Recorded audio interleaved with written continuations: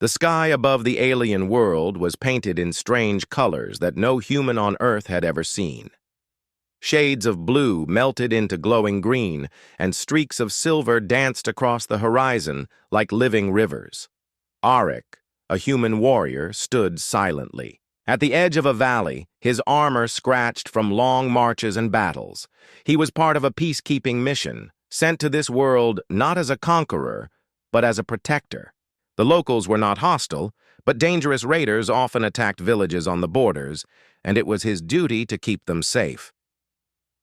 That day seemed like any other. Auric had been leading a small patrol, scanning the area for trouble. His instincts, sharpened by years of training, told him something was wrong. The valley was too quiet, and the wind carried the faint scent of smoke. He raised his hand, signaling his men to stop, and scanned the distance. Soon, he saw it. Thin trails of smoke rising from behind the rocky hills. Without wasting time, he rushed forward. As he drew closer, the sound of chaos filled the air, screams, shouts, and the clash of weapons. Raiders had attacked a caravan traveling through the valley. Merchants and guards were fighting desperately, but the raiders outnumbered them. Auric's heart pounded, but his eyes were calm. He had faced worse before. With a firm voice, he ordered his men to engage, and they stormed into the fight. Blades clashed, arrows whistled through the air, and the ground shook with the roar of battle. Auric moved like a shadow, his sword flashing in the dim light. Each strike he made was precise, every movement born from years of discipline. But then, amidst the chaos, something caught his eye. A small group of raiders had broken away from the main fight and were dragging someone toward the rocks. At first, Auric thought it was a villager, but then he saw her face. She was young, her skin glowing faintly in the alien light, her silver hair tangled but strikingly beautiful. Her clothing was finer than that of any common traveler, decorated with patterns that marked her as someone important. But what truly shocked Auric were her eyes, bright violet, wide with fear, and filled with helplessness. Auric didn't stop to think. With a sharp command to his men, he charged forward alone. The raiders snarled when they saw him coming, raising their weapons, but they were no match for his skill. One by one, they fell to the ground, his blade moving too quickly for them to react. The girl tried to struggle free, but a raider held her tight, pressing a knife against her throat. For a moment, the world seemed to freeze. "Step back, human," the raider growled, hoping to bargain. Auric's eyes narrowed. His breathing slowed, and he waited for the perfect moment. Then, with lightning speed, he hurled a small throwing blade from his belt. It struck the raider's wrist, forcing him to drop the knife. Before the raider could even cry out, Auric closed the distance, slamming him to the ground. The girl stumbled back, her chest rising and falling with panic. Auric quickly placed himself between her and the remaining threats. The last two raiders hesitated, glaring at him, but they could see their numbers were gone. With a curse, they fled into the hills, leaving their fallen behind. The battle in the valley soon ended, his men driving off the rest of the attackers. Silence returned, broken only by the crackling of smoke from burning carts. Auric turned to face the girl he had saved. She stood frozen, her violet eyes locked on him. For a long moment she said nothing, as if unsure whether to fear him or trust him. Her lips parted, but no words came. Finally, her voice trembled. "You saved me." Auric gave a small nod. "You're safe now." He sheathed his blade and stepped back, giving her space. He had rescued many before, but there was something different about this one. She carried herself with dignity, even in fear, and her beauty was unlike anything he had ever seen. Before he could ask who she was, a group of armored figures rushed toward them from the caravan. Their expressions shifted when they saw her unharmed, and they bowed deeply. "Princess Lyra!" one of them cried. "You're alive!" Auric blinked in surprise. A princess. That explained the fine clothing and the guard's panic. He glanced at her again, and she looked away, almost embarrassed by the title spoken aloud. The guards surrounded her protectively, but her eyes never left Auric. Even as they thanked him for his bravery, even as they tried to lead her away, she resisted. She looked back at him with a strange intensity, as if she didn't want him to disappear from her sight. For Auric, it was just another mission, another life saved. But deep down, he felt a pull he could not explain. He had seen many faces in battle, some filled with hate, some with fear, but never eyes like hers. They were not only grateful, but curious, as if she had found something in him she had been searching for without knowing it. That night, when the caravan finally rested, after the long ordeal, Auric sat quietly by the fire, repairing his gear. His men laughed and told stories nearby, but his mind kept drifting back to the princess. He didn't expect to see her again. Royals often lived in worlds far from soldiers like him, but fate, as he was about to learn, had other plans, because Princess Lyra had already made up her mind. From the moment he stood between her and death, she had silently vowed she would not leave his side. And though Auric had no idea, her choice would soon change both their lives forever. The morning after the raid, the valley was quiet again. The caravan had repaired what it could, and the survivors were preparing to continue their journey. Auric stood at the edge of the camp, sharpening his blade as the sun climbed into the strange-colored sky. His duty was clear: protect the caravan until it reached safety, then move on to the next mission. To him, it was routine, just another day of service. But for Princess Lyra, the world no longer looked the same. She sat on a decorated seat inside her tent, her guards fussing over her safety, but her thoughts were far away. She kept replaying the moment when Auric had stepped between her and the raiders, his stance firm, his eyes steady. She had seen soldiers fight before, but none like him. He did not fight for glory or reward. He fought with a calm strength that gave her hope even in her darkest fear. When the caravan began to move, Lyra made her choice. As her guards tried to guide her carriage forward, she slipped out and walked directly toward Auric. He looked up, surprised to see her approach. The guards quickly followed, their faces filled with worry, but Lyra raised her hand to silence them. "You," she said softly, her violet eyes fixed on him. "You are the one who saved me." Auric nodded once. "It was my duty." But Lyra shook her head. "No. You did more than duty. You risked yourself for me when others hesitated." Auric had no reply. He was not used to royalty speaking to him so directly, much less with such warmth. Usually, nobles kept their distance from common soldiers.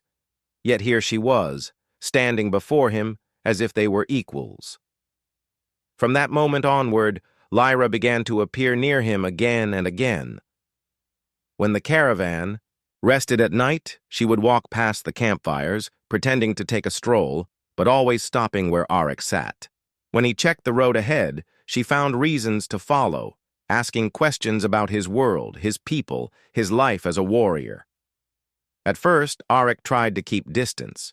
He answered politely but briefly, hoping she would grow tired of his silence. He knew the risk of such closeness. A princess was not meant to walk alongside a soldier, especially one from another world. If the queen or the council discovered her interest in him, they would see it as dangerous. But Lyra did not care. She had lived her whole life surrounded by formality and rules, every step watched and guided. For the first time, she had met someone who treated her not as a crown, but as a person. Auric's calm, steady nature made her feel safe in a way that titles and palaces never had. One evening, as the stars above began to shine, Lyra sat beside him on a fallen log. The guards kept their distance, uncomfortable with her decision, but too afraid to stop her. She watched as he carefully mended a tear in his armor strap. "You do not speak much," she said gently. "I speak when there is something worth saying," Auric replied, not looking up. Her lips curved into a small smile. "Then I will speak for both of us." And so she did.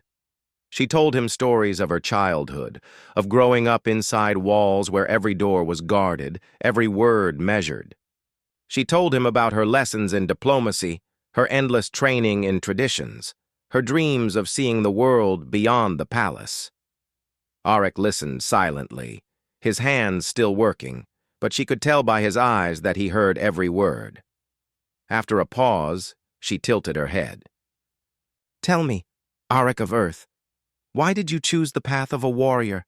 He hesitated, then answered simply, "To protect those who cannot protect themselves." The words struck her deeply. She had heard countless warriors boast about honor, power, or conquest, but never something so plain and selfless. In that moment, she understood why she could not stay away from him. Whispers began to spread in the caravan. The princess was spending too much time with the human soldier. Some saw it as innocent gratitude, but others began to worry. The guards muttered among themselves, uncertain whether to report her behavior to the queen. Arik noticed their stares, but Lyra ignored them completely. She walked beside him in the open, unafraid of the judgment in their eyes. One night, as the caravan stopped near a river, Arik tried to end it. He found her standing by the water, the moonlight glowing in her silver hair. He stepped closer and spoke quietly. "Princess, you should not be near me so often. People will misunderstand." Her eyes turned to him, calm but firm. "Let them. I owe you my life, and I choose to give you my company." "You are royalty," Arik said, "and I am only a soldier. Your path is not mine." Lyra shook her head slowly. "You are wrong. The moment you saved me, our paths became the same." Arik had no answer. He looked away, unsure how to fight the certainty in her voice. He told himself it was just gratitude, that once she returned to her palace, she would forget him. But the truth pressed against his heart. He felt something too, something he had no name for, something he had no right to claim. As the days passed, her presence became part of his life. He grew used to the sound of her voice, the way her laughter softened the heaviness of long marches, the way her violet eyes searched his face for signs of emotion he rarely showed. She refused to be kept away, and he no longer tried as hard to stop her. Yet deep inside, he knew trouble was coming. A princess could not walk beside a human warrior without consequences. The queen would demand answers, and the council would see danger where Lyra saw hope. But as she walked beside him, her steps light and sure, Arik found himself silently wishing that their journey would never end. Because though he tried to guard his heart, he already knew one truth he could not deny. Princess Lyra had decided. She would not leave his side. And perhaps, against all his better judgment, he no longer wanted her to. The caravan finally reached the great capital city, its towers shining under the alien sun. High walls surrounded the palace, their surfaces glowing faintly with protective energy. For most of the travelers, it was a relief to be safe again. But for Arik, the arrival filled him with unease. His duty was nearly finished. Soon he would hand over responsibility for Princess Lyra's safety to her own people and quietly return to his post. That was how it should have been. But Lyra made no attempt to separate herself from him. Even as her attendants rushed to welcome her back, she stayed close to his side, her violet eyes never straying far from his face. Whispers spread like wildfire through the palace halls. Servants bowed low, but their eyes flickered with shock. A princess walking beside a foreign soldier, it was something no one could ignore. News of her return reached the queen swiftly. She was a regal figure, tall and commanding, her eyes sharp with wisdom earned through years of rule. When Lyra entered the throne room, the queen's relief was clear. She rose from her throne and rushed forward, pulling her daughter into her arms. For a moment, the hall softened. The queen's sternness melted as she whispered, "My child." I feared I had lost you. But when the queen's gaze shifted, she noticed Arik standing silently at the edge of the hall. The warmth in her eyes cooled into suspicion. "And who is he?" she asked. Before Arik could step back and bow, Lyra lifted her chin boldly. "He is the one who saved me, Mother. He risked his life when others could not. I will not leave his side." The hall fell silent. Nobles and advisors exchanged uneasy glances. The queen's eyes narrowed, not in anger, but in concern. She knew her daughter well. Lyra was strong-willed, but never before had she spoken with such firmness. The council was summoned quickly. In the great chamber, voices rose like storm winds. Some advisors praised Arik for his bravery, saying the realm owed him gratitude. Others were harsher, arguing that a human soldier had no place near their princess. They warned of danger, of cultural chaos, of traditions broken. Arik stood in silence, his jaw set as they debated his future. He had not asked for recognition. He had not sought closeness with royalty. But somehow, through fate or chance, he had become the center of their storm. When the council's voices grew too loud, Lyra spoke again. She stood tall in the center of the chamber, her voice clear. "I will say it again. He saved me when death was close. If I trust him with my life, then why should you fear him? I choose to remain by his side." Her words rippled through the chamber like thunder. The advisors stared in disbelief. No princess had ever spoken so openly about a foreigner. The queen's face was unreadable, her thoughts hidden behind calm eyes. Arik's heart weighed heavy. He wanted to speak, to ease the tension, but he knew every word could be twisted. That night, unable to sleep, he stood on the palace balcony overlooking the city. The air was cool, the lights of the capital flickering like stars below. He told himself he should leave. If he stayed, he would bring trouble upon her. But as the thought settled in his mind, soft footsteps approached. Lyra stepped onto the balcony, her gown shimmering in the moonlight. She looked at him with quiet determination. "You are thinking of leaving," she said. Arik turned his gaze away. "It is better for you. I am not part of your world. Already the council grows restless. If I remain, I will cause you pain." Lyra moved closer, her voice steady. "Do you not understand? They can take away my comforts, my titles, my freedom, but they cannot take away my choice, and I have chosen not to let you go." He stared at her, caught between duty and the strange warmth stirring inside him. She was a princess of another race, a daughter of a queen, and he was nothing more than a soldier carrying scars from battles. No one remembered.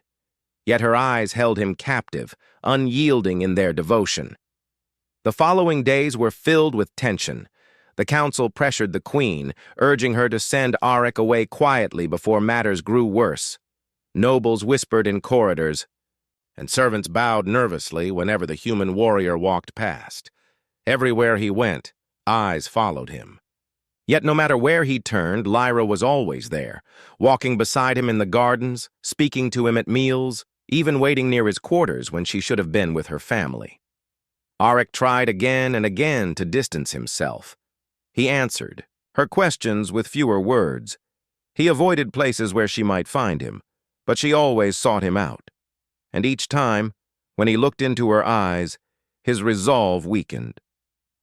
One evening, after another long meeting of the council, Arik found himself training alone in the palace courtyard. His blades sliced the air with sharp precision, each strike an attempt to quiet his thoughts. Sweat ran down his face and his muscles burned, but still he trained. Then he heard her voice. "You fight the air as if it were your enemy." He stopped, lowering his blade. She stood at the edge of the courtyard, her gaze soft but knowing. "I fight myself," he admitted quietly. Lyra stepped closer, her silver hair catching the torchlight. Then stop fighting. You saved me, Auric, and I will not let you slip away. Just because others are afraid. You belong here, whether they see it or not." Her words struck deep, more powerful than any blade. Auric looked at her, truly looked at her, and realized he could not deny the truth any longer. She had chosen him, not out of gratitude, but out of something stronger. And though he feared the storm that was coming, part of him no longer wished to run. The queen, watching silently from the shadows of the hall, saw the way her daughter looked at the human warrior. Her heart was torn. She wanted to protect her daughter from pain, from rebellion, from scandal. But she also knew that Lyra's eyes carried a light she had never seen before, a light born from freedom, from courage, from something that could not be commanded by laws or traditions, and so the conflict grew, not with swords, but with choices. Lyra would not let go. Auric could not walk away. And the queen, torn between love for her daughter and duty to her people, faced a decision that would change everything. Tension inside the palace only grew with time. Whispers spread through every corridor, and not all of them were harmless. Some nobles were outraged by the princess's closeness to a human warrior, while others feared that enemies of the crown might try to use this situation to weaken the queen's rule. For days, Auric felt the weight of watchful eyes wherever he went. He had been in many battlefields, but now he found himself in a war of silence and suspicion, one without swords, but filled with dangers all the same. Lyra, however, seemed untouched by the whispers. She continued to walk beside him in the palace gardens, continued to sit near him when meals were shared, and continued to speak to him as if the world outside their moments did not exist. Her determination was a shield of its own, but Auric knew determination alone would not stop danger from coming, and danger came sooner than anyone expected. One evening, as the moonlight bathed the palace in silver glow, Auric was patrolling near the outer courtyard. His instincts told him something was wrong. The air was too still, too heavy. Then he heard it, a faint shuffle of movement behind the tall hedges. Before he could call for guards, a shadowy figure leapt out, blade drawn, heading straight for Lyra, who had just stepped into the courtyard to meet him. Without hesitation, Auric rushed forward, intercepting the attack. Steel clashed as sparks flew into the night. More shadows emerged, armed and swift, their eyes filled with cold intent. These were not ordinary raiders. They were assassins, well-trained and ruthless. They had chosen the perfect moment, targeting the princess when she was most unguarded. Auric fought with all his strength, his blade moving like fire through the dark. He blocked a strike meant for Lyra, then spun to counter another attacker. The princess froze for only a moment before she remembered his words from before. Danger could come at any time. She ducked low, moving behind him, trusting completely that he would not let harm touch her. The courtyard rang with the clash of weapons. Guards finally rushed in, but by then Auric had already brought down 2 of the assassins, his movements sharp and precise. His arm ached, his breath grew heavy, but he did not waver. When the last attacker lunged at Lyra with a dagger, Auric stepped in front of her, taking the blow across his armor. The steel bent, but did not break, and with one final strike, he ended the fight. The ground was littered with defeated enemies. The guards secured the courtyard, dragging the surviving attackers away for questioning. Lyra knelt beside Auric, her hands trembling as she touched the dent in his armor. "You protected me again," she whispered, her voice breaking. "Even when it nearly cost you everything."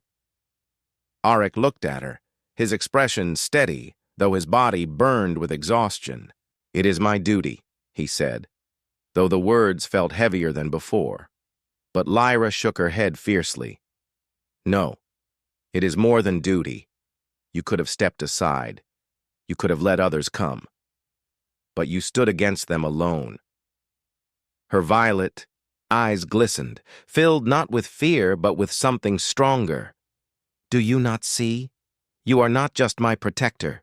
You are the one I trust above all." The queen arrived soon after, her face pale with shock at the sight of her daughter in danger once again. She looked at Auric, his armor scarred, his sword still wet with battle, and she saw something she could no longer ignore. This human warrior had risked his life not once but twice to protect her child. He had stood where others might have faltered. Still, the council remained divided. Some praised him now, admitting that without his presence the princess would not have survived the second attempt. Others insisted that his closeness had only made her more vulnerable, claiming enemies were striking because of the scandal surrounding them. Voices clashed in the council hall, but amidst it all, Lyra stood tall, her voice clear and unshaken. "I will not be silent," she declared. "You can argue about traditions, you can whisper about scandal, but none of it changes the truth. He has saved me not once, but twice. When death reached for me, he stood between me and the darkness. Tell me, which one of you would do the same?" Her words silenced the room. Even those who opposed her could not answer.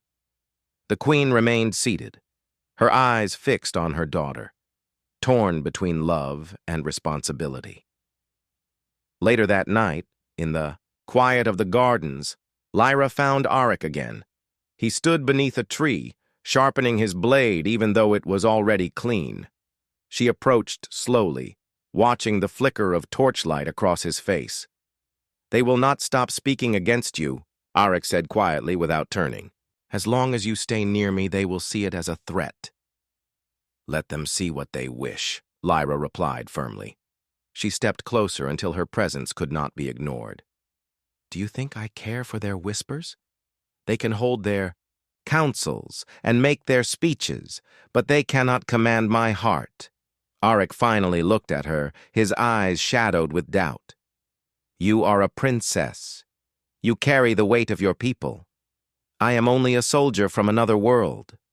If you defy them, for me you may lose everything." Lyra's gaze did not waver. "Then let it be lost. What good is a crown if it binds me in chains? You gave me freedom when you saved me. I will not give that freedom away, not even for the throne." Her words struck him like an arrow. He had lived his life by rules of duty and honor, never allowing himself to imagine something beyond them. Yet here she was, ready to risk everything simply to remain by his side. He wanted to tell her it was foolish, that she deserved better than a life of conflict, but he could not. Deep inside, he knew he could no longer deny his own feelings. From that night onward, the bond between them was no longer hidden. Lyra walked openly with him, her head held high, as if daring anyone to challenge her choice. Auric, though uneasy, did not stop her anymore. He had faced assassins, raiders, and the judgment of nobles, but nothing compared to the quiet strength of her conviction. The queen watched them from afar, her heart heavy with conflict. She saw her daughter's happiness, but she also saw the storm gathering outside the palace walls. Enemies were waiting, watching for a chance to strike again, and she knew that sooner or later she would have to make a choice, cling to the old traditions, or embrace the bond that had already become unbreakable. The palace slowly settled after the recent attacks, but the tension in the air never fully disappeared. The court still whispered about the unusual bond between the princess and the human warrior. Yet, despite the cautious glances and murmured warnings, Lyra remained by Auric's side, her steps confident and unyielding. Each day, she proved that her choice was not temporary or impulsive.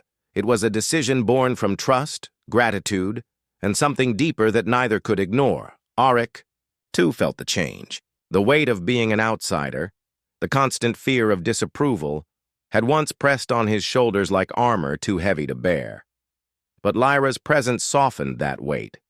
With her near him, he could face the world as it was, and for the first time, He began to imagine a future that included more than battlefields and duty. Her courage gave him courage. Her trust gave him strength, and slowly he realized that he no longer wanted to leave. The queen, observing her daughter and the warrior, felt her own heart shift. She had spent her life teaching Lyra the importance of duty, the strength of tradition, and the risks of trusting too easily. And yet, she could not deny the truth she saw before her eyes. Auric had stood unwavering in the face of danger. He had defended her daughter when others faltered. He had earned, through action alone, the loyalty and love that no one could command. Finally, after much deliberation and counsel from trusted advisors, the queen called for a private audience with Auric. She studied him carefully, noting the scars on his body, the calm determination in his eyes, and the quiet strength that emanated from every movement. "You have done more than any soldier could be asked," she said softly. "You have saved my daughter twice, and in doing so, you have shown a loyalty that is rare even among your own people." Auric bowed deeply. "Your Majesty, I did what I had to do. That was all." The queen shook her head, a small smile forming on her lips. "It is never only duty when one chooses to risk everything for another. You have given her a gift that cannot be measured. She has chosen to remain by your side, and I see now that her heart has made a choice I cannot deny. If you are willing to accept her trust, then you may stay." Relief and gratitude surged through him. He bowed again, more sincerely this time.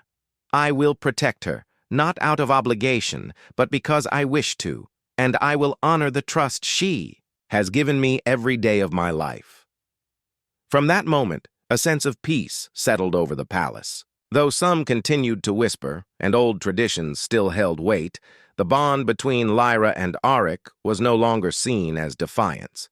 It became a symbol of courage and loyalty. Servants watched them with quiet admiration. Nobles began to reconsider their judgments. Even the council learned to respect the connection that had proven unbreakable in the face of danger. Lyra, for her part, was happier than she had ever been. She walked openly with Auric in the palace gardens, laughed freely in his company, and shared her days with him in a way that was unthinkable before the trials they had endured. She no longer felt confined by her title, nor burdened by the expectations of her people. With Auric by her side, she had found freedom, the freedom to be herself and the freedom to love openly. The days that followed were filled with small moments that grew into a life together. They trained together in the palace courtyards, explored the hidden corners of the gardens, and learned about each other's worlds in quiet conversations by the fireside. Lyra introduced Auric to the customs and stories of her people, and he shared tales of Earth, of battles he had fought, and the lessons he had learned. Each exchange brought them closer, weaving a bond that was both personal and powerful. Yet their unity was not built solely on comfort. It was forged through trials. Auric continued to stand as her protector, ready to face any threat that might arise. And Lyra, no longer merely a princess, became a partner who faced the world with strength, courage, and determination equal to his own. They were a team, united not only by circumstance, but by choice, a choice made in moments of danger, trust, and shared vulnerability. Eventually, the queen acknowledged publicly that her daughter's trust in Auric was wise. She spoke before the court, praising his bravery and dedication, and declaring that Lyra's choice to remain by his side would be respected. The statement carried great weight, quelling many objections and establishing a new understanding within the palace. It was a moment of victory, not of conquest, but of recognition. Loyalty and courage could transcend worlds, titles, and tradition. For Auric and Lyra, life became an ongoing journey of discovery. They shared laughter and quiet talks, walks under alien skies, and moments of simple joy that reminded them both why their bond had grown so strong. They had faced danger, disapproval, and uncertainty together, and through it all, they had remained steadfast. What began as a rescue had grown into something neither could have predicted, a partnership of trust, love, and unwavering loyalty. Even years later, when new challenges arose or old threats returned, they faced them together. Their unity inspired others, proving that courage and trust could build bridges between worlds. The story of a human warrior and an alien princess became known far and wide, not as a tale of rebellion, but as a testament to the strength of the heart, the power of choice, and the unbreakable bond formed when two people, regardless of origin, decide to stand side by side. In the end, what had started with a single act of bravery had transformed into a lifetime of devotion. Auric had saved Lyra, yes, but in doing so, they had both found something deeper, a connection that would endure through every trial, every challenge, and every moment that life brought. And in that connection, they discovered a truth more powerful than any kingdom, any battle, or any law, that the heart chooses its own path, and when it does, nothing can pull it apart.